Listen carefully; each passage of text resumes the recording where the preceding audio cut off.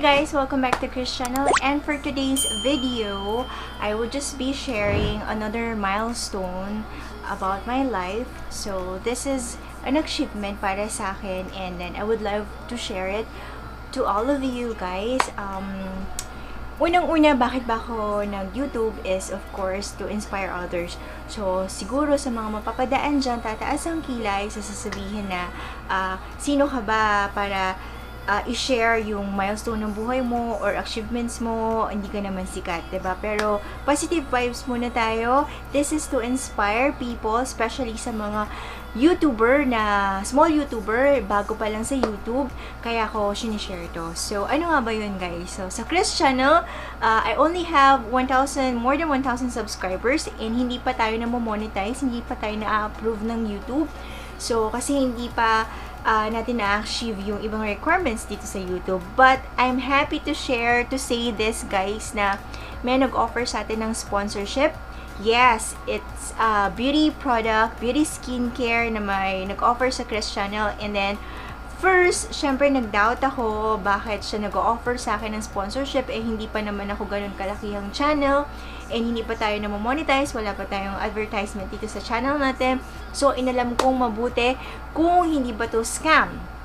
So, pagkatapos nating alamin yung nag-email sa akin na yon, kinilala ko mabuti, and of course, I have a lot of questions. Why me? Ganun, marami namang YouTuber dyan na mas malaki.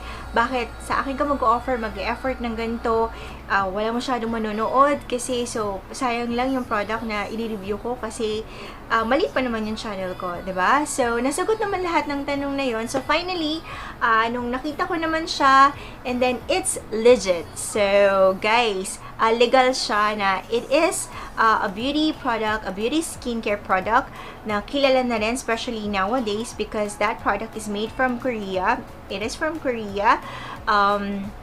One of these days, i-review ko siya or i-upload ko siya, mapapanood niyo siya dito sa aking channel. And sa ngayon, hindi pa natin siya pwedeng i-mention.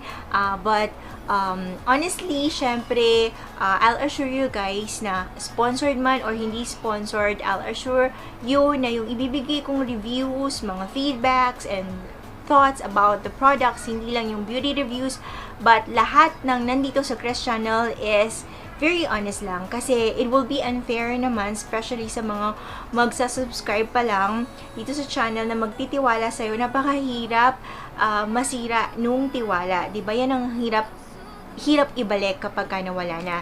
So, it's better na porket ba sponsored, kailangan puros good feedbacks? Syempre, hindi, diba? Syempre, kung ano talaga yung totoong na-experience mo dun sa nire-review mo at isi-share mo yon, mas maganda na meron maipaalam mo or masabi mo dun sa mga viewers kung ano ba talaga yung makukuha nila kapag ka pinurchase nila yung ganito, kapag binili nila yung ganyan, kapag ginamit nila yung ganito, kasi dun ka mamahalin ng mga viewers mo kapag honest ka, diba?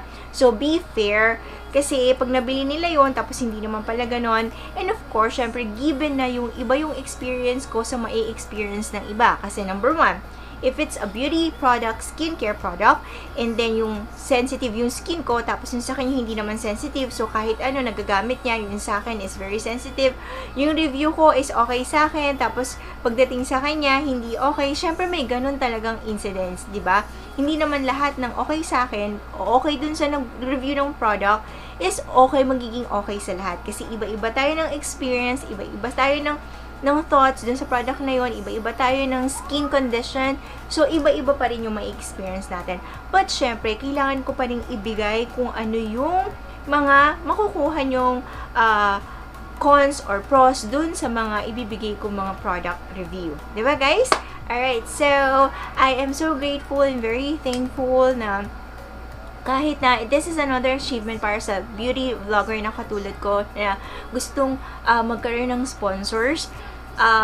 So, para sa akin, malaking blessing na siya. Kaya, sobrang thankful ako. And then, thankful din ako sa mga legit subscribers na talaga naman Alam niyo yon, may tinatawag kasing fishing kapag ka small YouTuber ka na kailangan mo mag-fishing sa ibang mga live stream para lang makakuha ka ng subscriber. But for me, in my case, hindi na ako nag-fishing. I've tried it for the first time, but I realized that it's not good for your channel. So, but I respect those small YouTuber na ginagawa pa rin yon. But ako kasi hindi ko na ginawa, and then iba yung feeling na meron nagsasubscribe sa'yo na hindi mo siya pinilit. Yung pala, naiintindihan ko na yung sinasabi nila na kapag nag-subscribe sa'yo, tapos hindi mo naman pinilit, nagustuhan lang kung ano yung nakita, napanood sa channel mo, iba. Isang achievement din yun para sa ating mga bago pa lang na YouTube. And alam niyo naman na yung mga gusto nating ma-achieve sa isang bagay is hindi ganun kadali-dali makukuha, 'di ba? So, sa pagiging YouTuber, kailangan mo ng pasensya, kailangan is enjoyin mo, mahalin mo yung ginagawa mo. Ang hirap maging masaya, so kapag naging masaya ka sa ginagawa mo, tuloy-tuloy mo yan, 'di ba? Para kasing seaside, no? Nagsisuicide ka kapag ginagawa mo isang bagay na hindi ka naman masaya. So, bakit mo pinapunish ang sarili mo? So, it is very important that you love what you are doing, you enjoy what you are doing.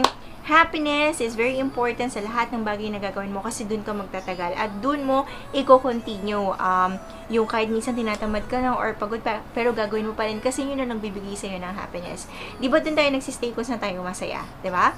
So, again guys, thank you, and then sana naka-inspire sa iba yung share ko na blessing, and then sana, of course, I'm sharing this blessing to everyone, and just think positive and have a positive vibes and continue what you love to do, yung skills nyo ipakita nyo kasi lahat naman tayo may kakayahan, and don't care about the haters and bashers kasi kasama yan sa buhay kahit saan kayo magpunta, kahit hindi dito sa YouTube, kahit sa loob ng bahay meron kang haters and bashers. Alright, so it gives colors sa ating buhay para naman hindi masyadong boring ang buhay natin kapag wala sila. Alright, so again guys, thank you for watching Chris Channel, and I hope to see you again. Kita-kits ulit tayo next time. Thank you! Godspeed! Hold up.